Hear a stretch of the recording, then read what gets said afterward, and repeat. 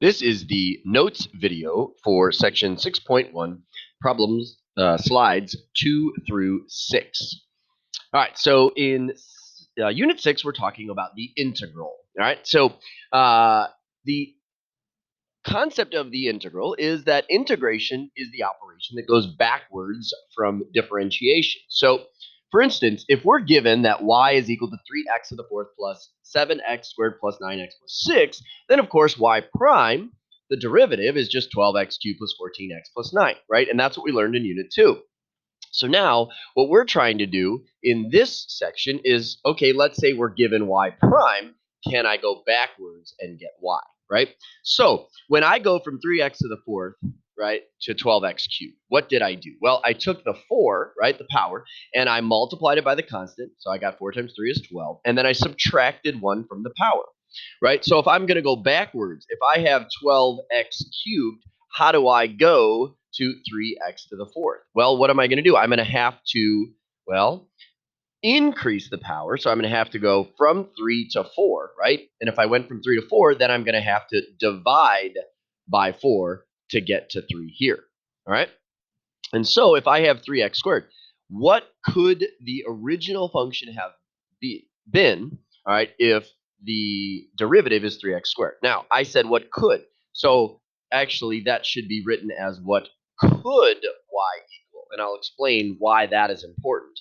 All right, so 3x squared. Well, obviously, if I got an x squared, I must have started with an x cubed, right? Because the derivative of x cubed would be 3x squared, right? So there you go, 3x squared, right?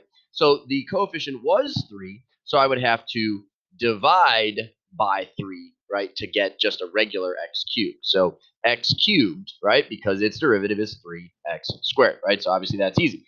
All right, now plus. So I had 6x. So this is like 6x to the first. So if this is x to the first, then it must involve an x squared, right? But notice the derivative of x squared is 2x, not 6x. So what does that mean? I have to divide by 2 to get 3, because if I had 3x squared, then I would have 2 times 3 is 6x. So 3x squared. All right, now there's a plus 2. Now remember, this is the derivative of 2. So this is really like x to the 0. So if I had x to the 0, that must mean that I had an x to the first to begin with, right? And so what's the derivative of x to the first? Well, it's just 1, right? But there was a 2 there, so I'm going to have to divide by that. Well, of course, then 2 divided by 1 is just 2. So plus 2x, right? Now, x cubed plus 3x squared plus 2x, yes, of course, its derivative would equal 3x squared plus 6x plus 2. However, okay, y could equal x cubed plus 3x squared plus 2x plus 1, or plus 5, or plus -2, or plus any number here, right? Any constant, right? And so what we do is we put the number, or the variable c, to represent any constant. So when we say what could y equal, well, y could equal x cubed plus 3x squared plus 2x. Those are set in stone, but then it could be plus any constant. It could be plus 0 or any other number, and it would still have the derivative. So this is why we refer to these as indefinite integrals, because the answer is not a definite answer, it's an indefinite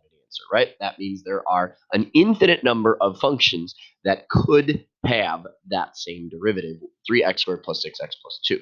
All right, so that is slide 2. All right, so let's talk a little bit more about this. If dy dx is equal to x cubed, then we would say that y could be equal to 1/4 x to the fourth plus c. All right, now the plus c is that constant, right? Because if I took the derivative of this. All right, so now what I want you to think about is dy dx equals x cubed. So if I multiply by dx, I get that dy is equal to x cubed dx. Okay, the separating of the differentials is an important concept that we want to make sure we understand. All right. Now, when we say, okay, y equals, okay, y is known as the solution to the differential equation dy dx equals x cubed. Now, dy dx equals x cubed is called a differential equation because it's an equation that involves a differential, or an equation that involves a derivative. Okay. Now, we also refer to y as the general, right? Not specific, it's general because there's the plus c, right? It's the general antiderivative, right? So if we take the derivative and then we find the antiderivative, we're going backwards, right? We're integrating. So the general antiderivative of x cubed, or we can say it is the indefinite integral of x cubed with respect to x. All right. So what we do is if I have that dy is equal to x cubed dx, okay, we introduce this new symbol called the integral symbol, right? The integral symbol is what we've been talking about, is going backwards from a derivative. So if I say the integral of dy, so we're saying what thing would have a derivative of dy? Well, that's y, right? And then what thing would have a derivative of x cubed? That would be 1/4 x to the fourth plus c. So this integral symbol is a new symbol, but all it means is just to go backwards or to find the antiderivative. All right. And so let's go on to slide number 4. All right. So we write the integral as follows. So we have the integral symbol. All right. X cubed is known as the integrand, right? So that is the function for which we are finding the integral of, or the antiderivative of.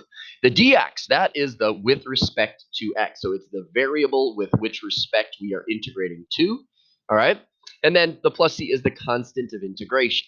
So when I say the integral of something with respect to x, okay, what does that really ask you to find? Okay, so what we are saying is the answer is, well, what function has a derivative of whatever's in here, right? So if I put some like f of x in here, we are really saying what function has a derivative of f of x.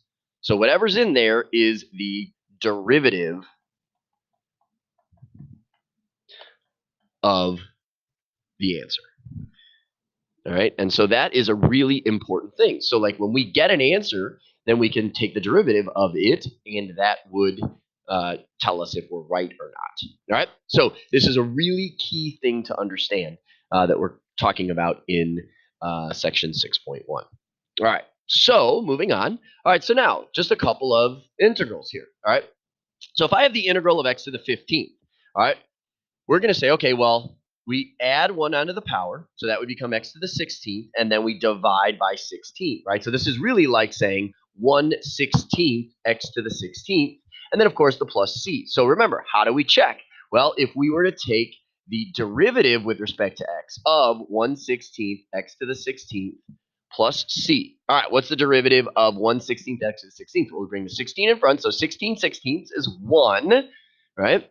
X to the 15th, reduce the power by 1, and then, all right, what's the derivative of c? So derivative of c, well, would be 0 because that is a constant, right?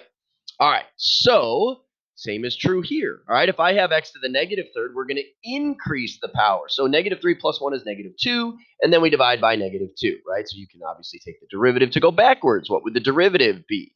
Well, the derivative would be -2, right, over the -2, and then x to the negative third plus 0 once again, right? So that would just be x to the negative third. All right, then I have x to the n plus 1, right? So if I have x to the n, where n is any number, then I add 1 to the power and divide by n plus 1. All right, and so that brings us to our first integral rule, okay? Probably the most important integral rule, and that is the power rule. So if I have the integral of u to the n with respect to u, then I would add 1 to the power, so u to the n plus 1, and then I divide by the new power n plus 1, and then don't forget about plus c. All right, so this is the power rule. So probably the most frequent rule that we would use in integrals. All right. Now, the next one is just kind of like a guideline here. If I have two functions that are added or subtracted together, we're just going to integrate them separately. So just like derivatives, when I had like, x squared plus 2x, right? I just find the derivative of x squared, and then I add it to the derivative of 2x, right? So same idea here, okay? All right, now k. K is a constant. So if I have the integral of k with respect to u, then I get ku plus c, right? Well, think about it. What function has a derivative of k? Well, k times u to the first would have a derivative of k, right? And so that's really all we're saying here, okay? So remember, I already talked about this a little bit. This is kind of like if I had k times u to the 0, right? Because u to the 0 is 1. So we add 1 to the power, so k times u to the first, and then divide by the new power. So really, we just get k times u. And then, of course, don't forget about plus c. All right, now here, this one really doesn't, it's not that big of a deal, but there's really kind of like a 1 there, isn't there? So it's really the same thing as the last one. It's just 1 times u plus c. All right, so that's slide 5. All right, so then just a couple things to practice. All right, so example number 1. All right, I have x to the 5th minus 7x cubed plus x to the negative 8th, right? So I have three things added or subtracted, so I'm just going to integrate them separately. So I'm going to have the integral of x to the 5th with respect to x minus the integral of 7x cubed with respect to x, and then plus the integral of x to the negative 8th with respect to x. All right, so integral of x to the 5th. So we add 1 to the power, so x to the 6th divided by the new power, 6. All right, now I could add plus c. All right, minus 7x cubed. All right, so I have 7, and then I have x to the 4th, and then I divide by the new power of 4. Right, and then of course plus c. All right, and then plus x to the negative 8th. So I add 1 to the power, that becomes x to the negative 7 over negative 7, and then plus c. Now, an interesting thing about this, I have a plus c here, plus c here, plus c here. Now, remember, plus c represents any constant, right? Any, and we like to use the term arbitrary constant. It doesn't really matter what it is because it's a general answer.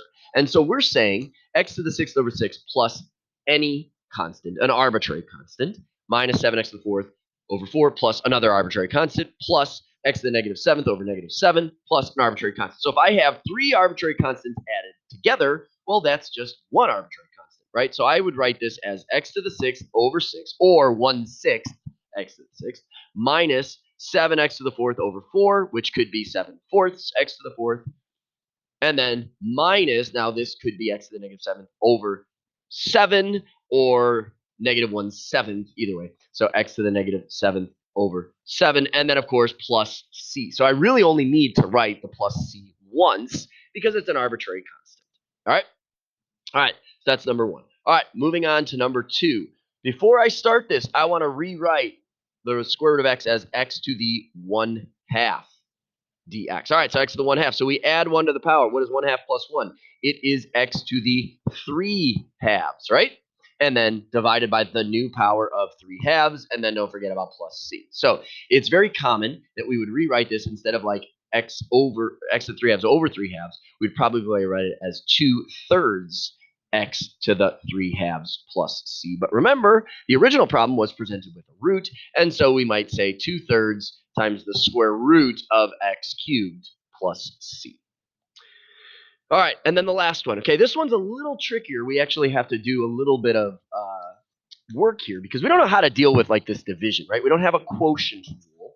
And so what we want to do is we actually want to multiply the numerator out. So 4w cubed minus 1 squared. So that means 16w to the 6th minus 8w cubed plus 1, right? And then all of that divided by, instead of the third root of w squared, I'm going to write w to the 2/3, right? And then, of course, the dw. All right, so now I still don't have a quotient rule, so what I'm going to do is I'm going to split this up into three separate fractions. All right, so I rewrite this as 16w to the 6th over w to the 2/3 minus 8w cubed over w to the 2/3, and then plus 1 over w to the 2/3, and we're going to integrate all of that with respect to w. All right, now I have three things added or subtracted together. So just like the first one, I'm going to integrate them separately. But each one of those would need to be rewritten. So if I have 16 w to the 6th over w to the 2/3, how do I deal with the w to the 6th over the w to the 2/3? All right, so I actually have to subtract the power. So remember, 6 is like 18/3 minus 2/3, right? So that would be like 16 w to the 16 thirds, right? Everyone agree with that? Minus 8. All right, now I have w cubed over w to the 2/3. So w cubed is w to the 9/3, and then 9/3 minus 2/3 is 7/3, so w to the 7/3. And then plus this would just be w to the negative 2/3, right? All of that we're going to integrate with respect to w. Notice I still have the integral symbol, I still have the dw because I have not evaluated the integral yet. All right, so now let's integrate. All right, so I have the 16, so I'm just going to rewrite that, and then I have w to the 16/3. So what do? I add 1 to the power. So w to the, remember, 1 is 3/3. So 16/3 plus 1 is 19/3 divided by 19/3. All right, minus 8. All right, w to the 7/3. I'm going to add 1 to 7/3. That would become w to the 10/3 divided by 10/3. And then plus, all right, w to the negative 2/3. I'm going to add 1, so that becomes w to the 1/3, right? Negative 2/3 plus 1 divided by 1/3, right? And then, of course, plus c. Now, you probably want to be able to simplify this or rewrite it, all right? And so we would rewrite, instead of dividing by 19/3, I would multiply by 3/19. So 16 times 3 is 48/19 w to the 19/3 minus, this becomes 8 times 3/10, so 24/10 or 12/5 w to the 10/3, and then plus this would become 3 w to the 1/3 plus c. Now, of course, you could rewrite those with roots as well, just like we did in the last problem. All right, so that is the start of the indefinite integral.